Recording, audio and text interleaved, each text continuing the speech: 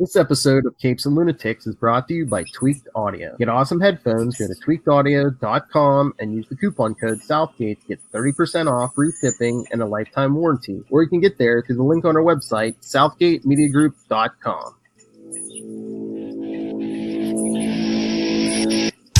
Hello, we're back.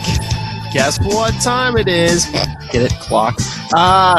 Welcome back to Who Podcast The Watchmen. I am Phil. Joining me, as always, is Tyler. That's right. It's DC. We're talking to Tyler. It's been a while, but we're back because the first episode of Watchmen dropped on HBO. And I don't know. I'll say, I don't think it wasn't what I was expecting. What about you? Yeah, I mean, yeah. Well, I'll just leave it there. It's. We'll get into it. Yeah. I mean, I was looking up the thing here. I guess it said they've been talking about this in 2015. So what is this, like another Krypton? Probably. I mean, I wish. Okay, so first of all, I wish the series was just called After Watchmen or something, not just Watchmen. Yeah. Because, you know, when they say they're going to do a Watchmen TV series, like you're thinking, okay, based on the book. Mm-hmm. But this series is designed as a sequel to the book, not the movie. Mm-hmm. Like I was reading a thing today, it's like, you know, it was worth pointing out there's certain elements to this series that's going to reflect elements in the book that were not in the film. Mm-hmm. You know, some of it being Squid. more in depth, the Squid being the big part, and, you know, more about Rorschach, at the type of person he was, because the movie toned down some of his racism and his more brutal hatred towards things. So this is weird. So this seems to be following the original comic book series, not the movie. But meanwhile, we have Doomsday Clock. That's kind of like a follow-up to... Yeah, but Doomsday... See, here's the thing. Oh, yeah, like, but that was taking place in the 90s. Yeah. Yeah, like that's what I was saying. Like, to me, the series would have been great if it took place in the 90s. But why the jump to modern day? Like, what's the significance of doing a Watchmen sequel in modern day? I just wonder if it's just easier because they don't have to do a period piece. And it's like, okay, we can use modern stuff like cell phones and all this. We don't have to worry about that. But any like futuristic stuff we want to throw in, we can. I mean, if I try to think back when they did the original Watchmen, it was released in the 80s and it took place in the 80s. So if they're trying to make this the sequel, you know, doing it now, so I guess that, but I don't know, like, it's so weird because, like, you know, in the original story and book, like, it was so massive, and this is all funneled down to Tulsa, Oklahoma. Oh, yeah. There's my beautiful wife walking across the living room. Oh, you just missed mine coming home from work. So, I mean, you know, unique location being Tulsa, you know, definitely hitting more on the racism. Okay. And I'm like, you know, it's kind of, I'm curious to see where it goes, because it's like, I like the idea that the cops evolve to wear masks and, which is, I think is a neat concept, especially just the uniformed officers. And then it looks like some of the detectives and stuff have more of an identity. But it's interesting just because I said, like, the film, you know, New York City, and we see the vastness of, in the book, of the different characters, and this is in a small town. Yeah. So it's like, how's the rest of the world? Yeah, that's what I was thinking. I'm like, if this is in Tulsa, can you imagine like New York or LA or something? Exactly, and that's why I kind of was thinking, you know, that the series would be set somewhere like New York, because Watchmen, the story took place so much in New York. And I think the one thing I don't want to say I'm missing yet, is I like the idea of the cops wearing masks, but, you know, part of Watchmen was the idea of these figures who were not sanctioned. Yeah. The vigilante heroes as well. Like, you know, you had more heroic acts of Night Owl and Silk Spectre as your quote-unquote regular superheroes, but we don't have that, because even I thought the character of, is it Night Nun? Something like, I thought her character was going to be that, like the vigilante superhero, but no, it looks like she's still working for the police. So I don't know. I'm curious, but it's like, does this feel like it earns the title of Watchmen, or should it be like, again, it seems very different because, again, like we were saying about we were talking about Joker, and I even listened to Krypton Report, your show today, with the Joker review, and how it could, like, good job. Yeah, I heard you talking about me anyway, about how told you could just take out certain elements and doesn't even have to necessarily be a Joker movie like this. I mean, you could take out certain things and it wouldn't have to be a Watchmen series either. It could just be like a exactly, like, as I'm saying, like, what makes it so okay, we look at the books before Watchmen. Mm-hmm. Okay, heavy-handed, telling the stories before the events of the Watchmen book, okay, with all the characters that would appear in Watchmen. So yeah, Doomsday Clock is the book sequel to Watchmen, in which we're getting some of our characters like fight, and then we have a new Rorschach and Dr. Manhattan, basically porting them into the DC universe. Yeah, and even the comedians getting referenced.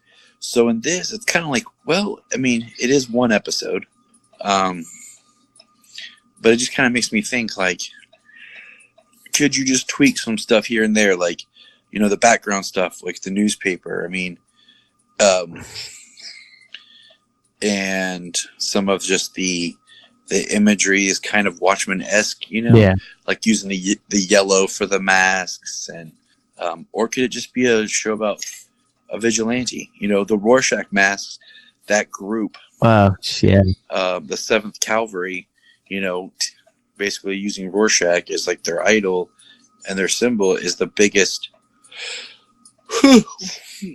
Watchmen tie, other than the reference of what do you call it, Manhattan on Mars. So yeah. I mean, we'll see. It kind of proves, like, is the Watchmen story so tethered to these characters? I mean, Jeremy Irons' character is like they're trying to tease us with who he is, but we pretty much know who he is. Oh, I thought they didn't. I thought they confirmed, isn't he Adrian?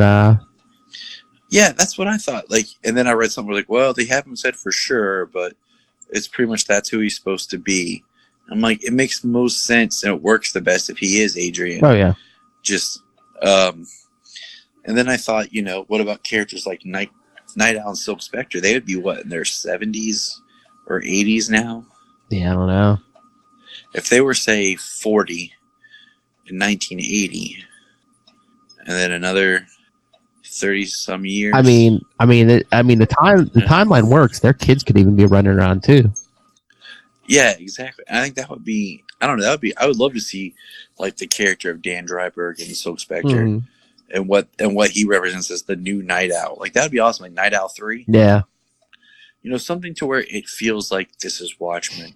Instead of, like, I don't mind the new characters, like, but it's like something that feels more. Yeah. It's in the story, but I'm whoa, my hair. I mean, I'm interested. Yeah. I mean, I thought it was. I mean, the race riots of Tulsa at the beginning really. Oh yeah, that starts off with with a real life event. That the race riots in Tulsa in 1921. Yeah. Yeah. And I was just like, wow. Yeah, and I think that kid we see, the one who gets out, I have a feeling that's going to be, well, I forget the name of Regina King's character, but I think that's her grandfather, because I was looking at the synopsis for the episodes, and I think it's like the last episode of the season, episode 6, said something about her learning about her grandfather's journey or whatever. So I bet you that's the grandfather. So is it only 6 episodes? Yeah, as far as everything I've looked at a couple different sources. All I've seen is for 6 episodes, so that's, I would assume. I mean, if you remember, Walking Dead first season was only 6 episodes. Yeah, I mean, I think it's kind of a good way to go, like, trying to just figure it out. And if they just commit to 6 to see if it takes, if people respond. Yeah. I mean, kind of like we said with, when we did Pennyworth, like, you could have cut out a couple of those middle episodes and did a 6-7 episode season instead of 10, and it would have flown, like, together better. So yeah, I mean, it makes sense. Yeah, they can't wander off the reservation too much with 6 episodes. It'll keep the pacing quicker. Yeah. But I mean, I'm interested. I just want, if you're gonna call it Watchmen, earn the Watchmen moniker. Like maybe if it was multiple stories going on at once, where we were following characters in different areas that were experiencing the same kind of thing, like, you know, the cop in Tulsa, somebody in New York, so we see kind of the world. But I don't know. Like we said, we're in the first episode. Yeah. But remind me before we get off of here that Charlie sent me some feedback because he wanted to join us, but I guess him and Moz are recording tonight. So. Oh. All right. But I did. But, yeah. I saw a review. I wanted to ask you about the beginning, the whole Tulsa thing. Like we were talking about the race ride in 1921. I saw one review that compared that to Kal-El's escape from Krypton as a child, because they put the two parents put their son in it. I mean, yeah, you can definitely see that. Mm-hmm. Just the idea of the note that the father gives the parents, sending the son off with a better place. And I love that he picks up the baby. Oh yeah, and takes her, to protect her. And I was just sitting there watching this, like, dang. I'm like, I can't do child endangerment. I mean, again, it was the early 20s, but still, I mean, can you imagine if like something happens to you and Jania, just like Solo has to take care of Sayla? No. Exactly. I mean, it hooked you in. Oh yeah. And so when we meet Regina King's character, and she says that she retired from the police force. I thought that's where it's what she was. She retired, but then was going to pick up as a vigilante. So I thought it was interesting that basically police officers are like superheroes in the sense that they have to create secret identities, lies, for people not to know what they do. I almost see it like spies, almost like the CIA, but now it's trickled down to like the local level just about. Yeah. So it's kind of interesting because then people who live, like, do they realize that they don't know who police officers are, and they're not like, well, somebody's a cop, but we don't know who it is. Mm-hmm. And so I find that interesting. I find it interesting the fact that it's like she is still lying to her husband. Like, he thinks she retired, but she didn't. Like, he still believes she retired because she has the whole fake bake shop thing going on. Well, I think that's a cover, just because like the cop we see who gets shot, towards the beginning. I think like all the cops have to have like cover stories now. Like that guy was telling people he was going to night school and stuff, and. But his wife knew he was a police officer. Yeah, but that's what I don't. Did her husband know she was a cop? Because I mean, the boss was over for dinner and stuff, or they were over. Right, but she has the cover of "I retired," so it would make sense the boss is over because she used to work with him. That was her boss and her friend, because because it's kind of muddy where they kind of make up the sitter quit or the about they were going to go to Oklahoma. Yeah. And he's like, oh, yeah, okay. So it kind of was muddy to me. Or even like with the pager, he's like, they've been paging you for 2 hours, Yeah, pager. Philip. I know, yeah. Pager. Yeah. I just wonder if that because it's like, nobody can be listening in and, Yeah, but it was just like, wow, okay. Yeah. Yeah, because doesn't it seem like they all have like electric cars, but then she had like a pager? Yes. And then, okay, so let's go back to the beginning when we get to modern times and the guy gets pulled over. First of all, he's a racist, listening to like hip hop. It's so funny. Yeah, he looks like such a redneck, but yeah, and then he's like listening to rap and stuff. Yeah. And then I genuinely felt like the way it was directed was tense, with him the cop walking to the car, and then the cop going back to his car, and the fact that we learned that they don't have their weapons, that they have to have authorization to have their weapons like unlocked. Oh yeah. And released to actually use them. And by the time he gets his pistol, the redneck person he pulled over, who's part of the 7th Cavalry, had already shot him down with a machine gun.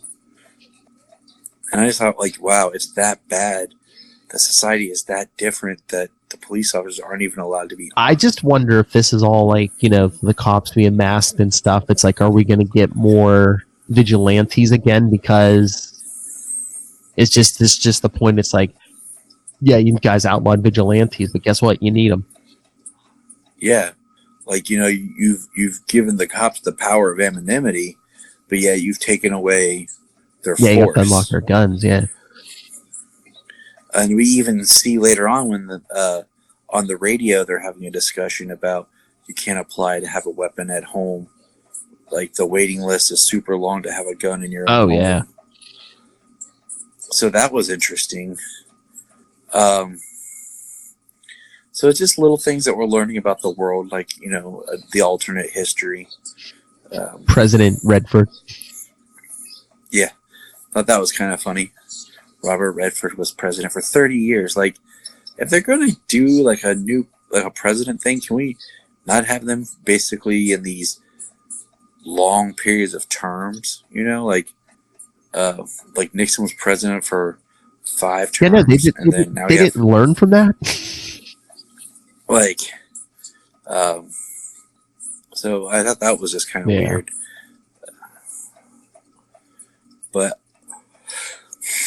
I will say that I'm intrigued by some of the things, like Looking Glass. His mask is awesome. Oh yeah, the silver thing, or yeah. Yes, like he just silver sucks to his face, and like it's like reflective, and you can't like that's an intimidating mask. And just like interrogating the guy and telling when he's lying because the way his pupils dilate and everything. So I'm really like I said, I'm intrigued. I'm intrigued enough to kind of go with it. It's only 6 episodes. I mean, I enjoyed the first one. You know, does it at the end of it will kind of look like does it hurt the legacy of Watchmen or not? Like, that's kind of, you know, some people didn't like the before Watchmen books and felt that it hindered and hurt what Watchmen was. But I think sometimes you got to look at Watchmen. The book is a very layered story, and I think we all get different things out of it. And maybe what you read and what you got out of it before Watchmen just made it better or didn't. Like, some of the before Watchmen stories were okay. Some of them were awesome. I really liked the Dr. Manhattan. Yeah. And the Minutemen was cool just because they're characters we really didn't get to spend time with. What I mean, I like what I saw this first episode. I'm willing to give it, watch the rest of them. It was good, but it's like, are we kind of just like trading off the Watchmen name, kind of? Exactly, and that's what my thing goes back to. Did you have a story that kind of spun out of Watchmen? But like I said, I mean, should it be called Watchmen this series, or should it be called After Watchmen, or Watchmen Aftermath, or something in that vein of where you're connected, but yet you're not the heart of the story. So, and Squid Rain. That was interesting. So we learned that something is still keeping up with the interdimensional squid attacks. That was like the aliens that attacked us, that united the world. Or like Charlie said in his feedback, it's like maybe just like sucking a giant squid through time and space has consequences. Yeah. So why don't you go ahead and bring on Charlie's feedback, and then we can kind of comment and talk about it. Yeah. I wanted to talk about some of this before. All right. All right. He says, it seems to definitely stem from the comic universe rather than the movie universe, hence the Squid Rain. And this is what he says, because once you shoot a squid through space and time, it is going to have downstream effects. Downstream, I get you, Charlie. Dr. Manhattan, however, is still persona non grata in this world. Apparently, the synthetic lithium created by Dr. Manhattan is seen as a major carcinogen and is being used to make a cancer bomb. Really appreciate that the real-world white supremacist massacre in Oklahoma was made central to the story. The terror subplot is wonderfully subverted, making white supremacist terrorists the real threat. but the erosion of political rights remain. Our end scene, which we assume Ozymandias, is interesting. Personal theory, after escaping every prison he was put in, he finally consented to design one for himself with happy robot servants. The question of Rorschach's journal is still up in the air. Was it published or simply passed from person to person after the fact? That Squid Rain is thought to be a conspiracy suggests people know the initial attack was staged, but that it was a government conspiracy suggests people don't know everything in his journal. Really a great way to pull people in. Though the producer saying he's certain he was cursed and Snyder was cursed smacks of desperation, so I wouldn't have mentioned it if I were him. Oh, and the cops are using surplus Night Owl tech is cool. Makes me wonder if the second Night Owl didn't realize that his designs can make real bank selling it. Right. So I was going to say, yeah, the cops use like basically an Archie. Yeah. As like their... So that was neat. That's what I was wondering, if they mass produced those or if somehow they got their hands on like the last one. See, I'm curious just in the sense of like, okay, so with the whole fight, let's go with Jeremy Irons' fight. He is rich and powerful, and supposedly, Rorschach, who is a known criminal psychopath, his journal gets published. Let's say his journal got published in a right-wing newspaper, a radical fundamentalist. See, yeah, I think you're kind of along the track where I'm at, where it's like, no matter where it went, people didn't believe it. Right. It tore people apart because you have Veidt, who's looked at as like this hero of the world. Mm-hmm. The first, costume person to come out. He's been working on cleaning people, doing good for the world. He's loved and beloved. And smartest man in the world. Freaking, Rorschach just tried to tarnish him. Rorschach just tried to ruin him. Well, he would never do this. He has the money and the power and the clout to make sure that he doesn't get convicted or any kind of... So even with Rorschach's journal... Rorschach was a lunatic. Yeah, he was in jail and everything. And like Charlie said something about, Veidt going to jail. I don't think Veidt went to jail because remember the rest of them were like, oh no, we got to keep... He's like, yeah, we got to lie about this. Otherwise, the world's going to go to nuclear war again.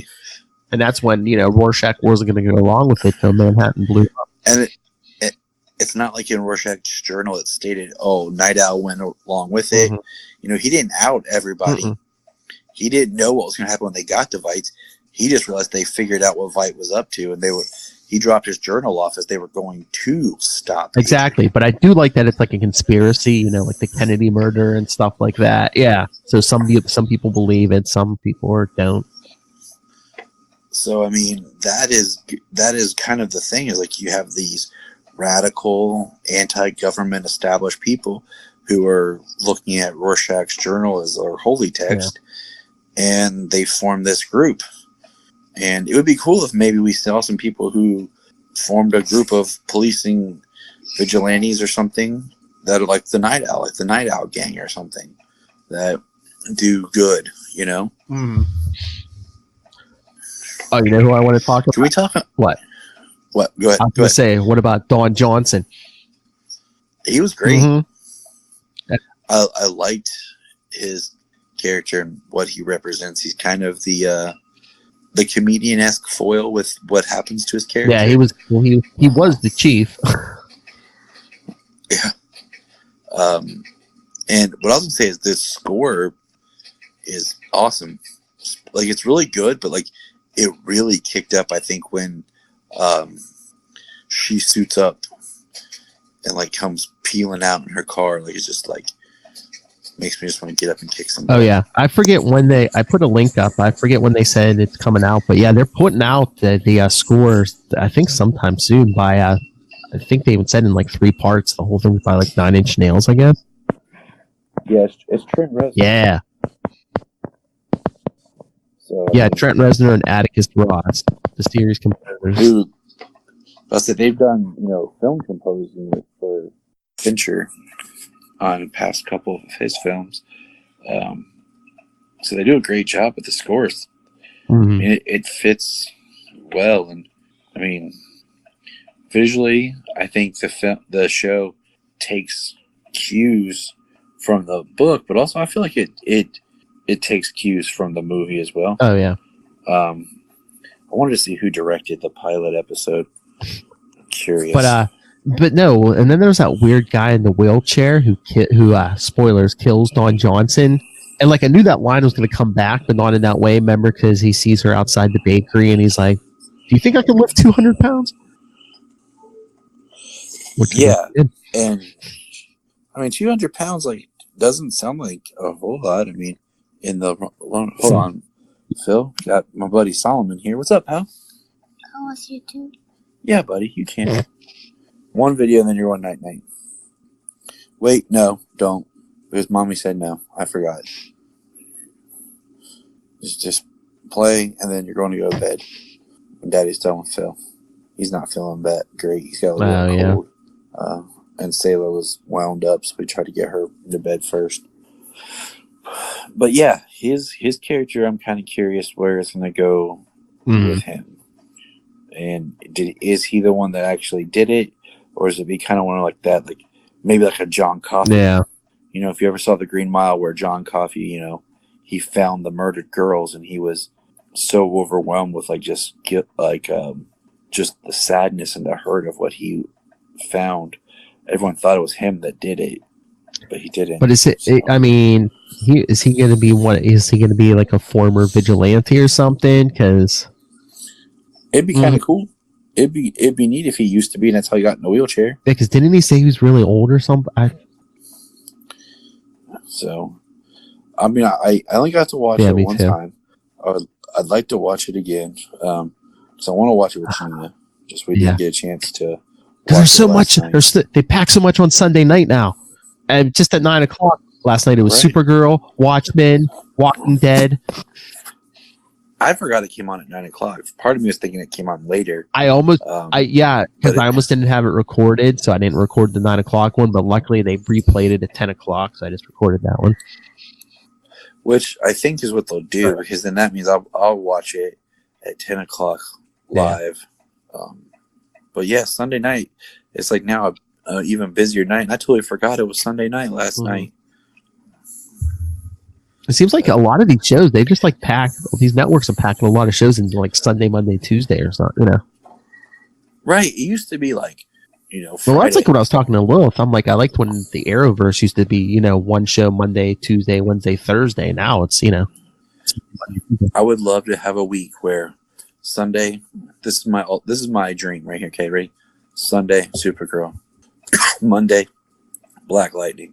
Tuesday, Flash. Wednesday, Arrow. Thursday, Batwoman. Friday's Titans. And I'll take Saturday off. And then Legends will come back. But space it out a little bit. Exactly. So I can enjoy a show a day. But yeah, Dawn Johnson was really good. All the actors were good. I was really surprised by Tim Blake Nelson, an actor that I'm, was first introduced in the movie Holes as the Doctor, and then of course in Oh Brother Where Art Thou, and as Delmar, and then he got the short end of the stick in the MCU as the leader, but that never went anywhere. Yeah. And he's done a lot of dramatic roles and everything, but he looks different and is interesting as Looking Glass. Oh, yeah. Oh, man, is that the guy in the wheelchair? Because I see they're saying Louis Gossett Jr. is in this. I was like, wait a minute, have we not seen him yet, or is he the guy in the wheelchair? Interesting. But yeah, I mean, this thing has intrigued me enough to watch more. But yeah, again, it almost doesn't seem like watching, And we're in the first episode. Yeah, so, true. Sometimes when you're watching it in TV form, one episode at a time, you might not feel it till later down the line. I just wonder if we're going to get Vigilantes back. We should. Because I feel like that's part of it, but we'll see. I can't believe they killed Dawn Johnson in the first episode. Well, like I said, I feel like he's going to be like the comedian. Maybe we'll get him some flashbacks or something, and it's like a mystery. It's not so obvious, so. It seems like there was a lot, but it's like, what else happened? Yeah. Oh yeah, I'm looking on the wiki and it's saying it was confirmed that Irons would portray Adrian Veidt Ozymandias. Yeah, that's what I feel like he is, but they were trying to Yeah. downplay it. Because I mean, if you don't have that, it just makes it that much less from the. Yeah, I know. Because seriously, is he just gonna be like, brand new master villain or something? It's like, yeah. We need we need more connective tissue to this to the original. Yeah, I wasn't sure what I thought of putting Regina King in this, but she did a really good job. Man. Yeah, she did. She was epic. Is epic, should I say? I like the costume. Oh, I totally love her costume. I love the police costume things, just enough to be. Yeah, but I like hers the best. Yeah. And again, even the car's like an old. Again, I was like, wait a minute. I was like, what's the police? What's the police budget in Tulsa? Because I mean, does every precinct have a an owl ship, and like she had like her own little bat cave like under the bakery. Yep. So what's the budget? So she is listed as Sister Knight. There you go. So that's her. That's what I'm. Yeah. And again, too, this is the first episode. They had to do kind of like I don't want to say world building, but like rebuilding. Oh, I thought I recognized Mr. Phillips. He played. It was the actor played. What do you call it? Ichabod Crane on the Sleepy Hollow TV series. He's listed at. There's two different Mr. Phillips listed in the IMDb, so I'm intrigued. I have to go back and watch it because he's listed as Mr. Phillips. He's also listed as Mime. We also have Mrs. Crookshanks listed as Marionette. Wait a second. I'm on the I know, IMDb, but did you see the guy who plays her Regina King's husband? That Oh yeah, Yahya Abdul-Mateen II, aka. I know. I didn't know that until I just looked at this. So I'm intrigued even more. Like if they go on and do more. Oh, they have somebody listed to be the Silks, Lori Blake, the Silk Spectre. All right, I'm intrigued. I mean, I'm down. Like it's one of those shows I kind of wish I could just binge watch because I really would like to just continue to see how it develops right away. And I mean, we kind of got a shot of him like on Mars, but I mean, it says Dr. Manhattan's supposed to appear, so. In all his Manhattan. Oh God, it is HBO.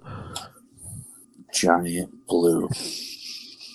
That's what it's. Does it count if it's CGI? That is a. Oh, wait a second. Everywhere else I saw it had 6, but I'm seeing I think up to 9 episodes here on the wiki. Yeah. Yeah.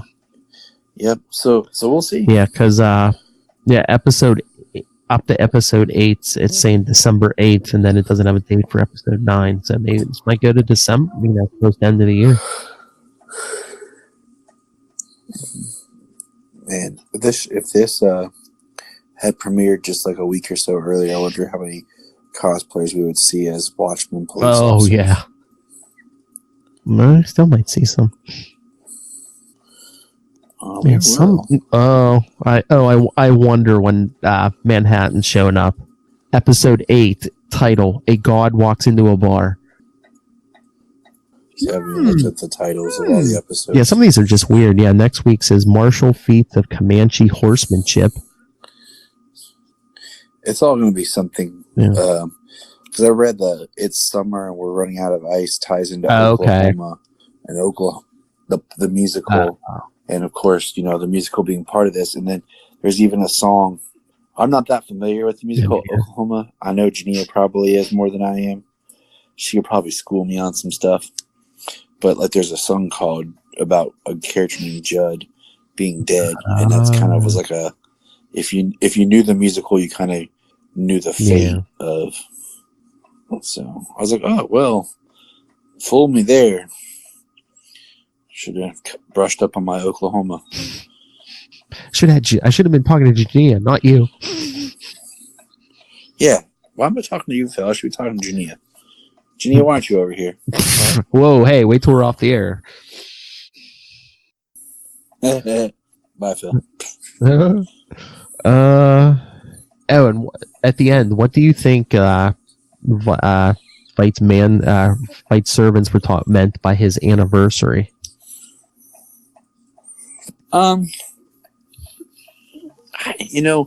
Maybe I think it's something more towards him. So maybe the anniversary of when he decided to do what he did, or he came up with the plan. Because I feel like if it was the anniversary of the day of the attack, like it would be a world holiday, something we all kind of celebrate and share, like Unity Day or something like that. But for it just to be something kind of personal to him, I'm thinking maybe the day that he created this idea and he started it, because it took years for him to do it because of all the pieces and that had to go together to do it. So I'm pretty sure we're going to get a season 2 because they already have up here. According to HBO, the first episode of Watchmen had 1.5 million viewers on its first night across television and streaming services, the strongest debut performance for the network. The first broadcast of the episode at 9 p.m. Eastern had over 800,000 viewers, making it the most viewed debut episode for any premium cable show in 2019. Well, I mean, it also is coming off the back of being HBO, but also I mean, they still want like something to replace Game of Thrones and stuff. Yeah. And I don't know if this is it, honestly. I don't.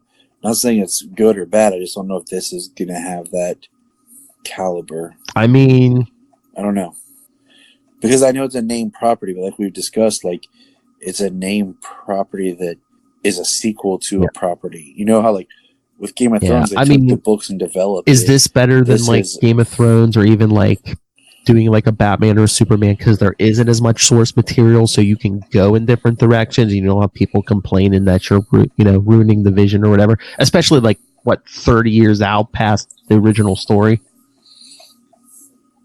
And I mean, and that's going to be part of the discussion.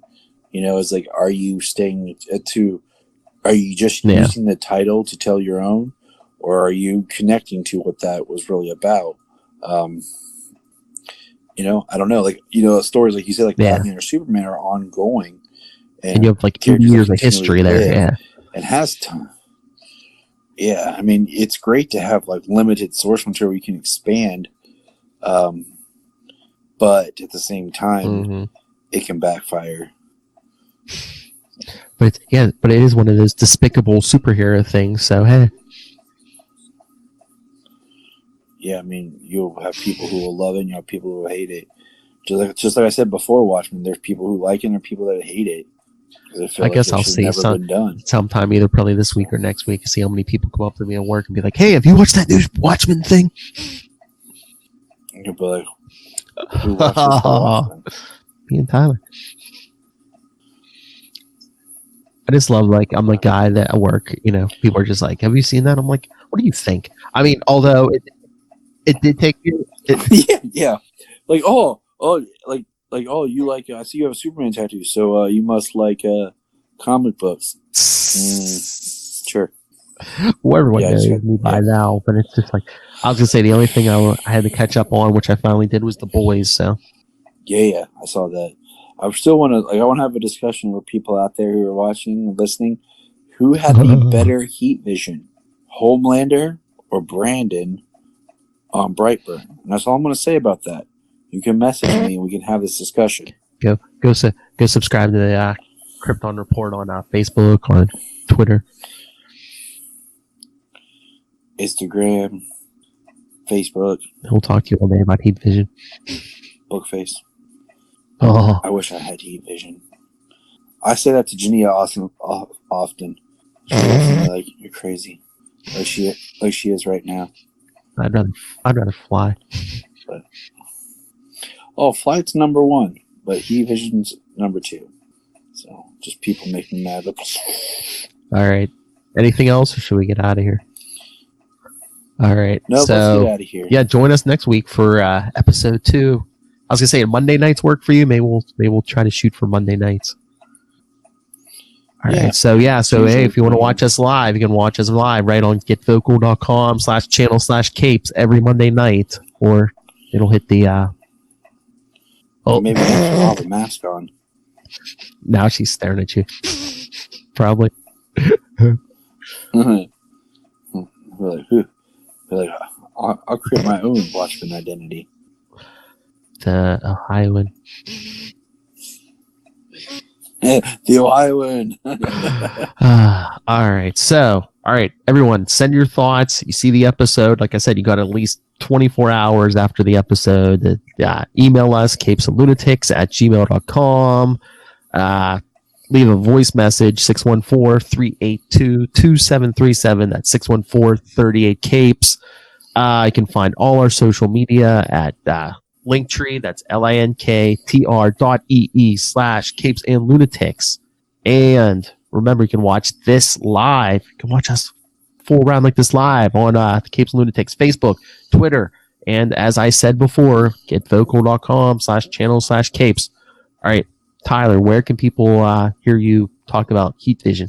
Heat Vision at Krypton Report. Find us, like Phil said, on YouTube, Twitter, Facebook, and we can discuss all things super. And so come find us. That's right.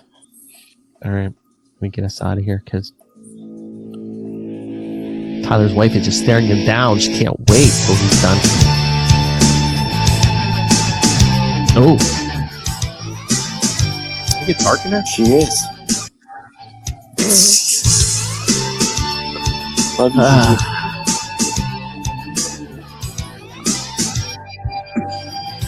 What is up with the Rorschachs? And the 7th tablet.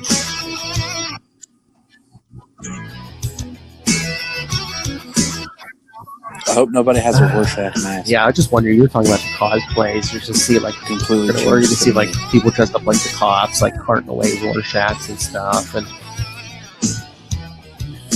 I want to see some Sister Night cosplays. That's awesome.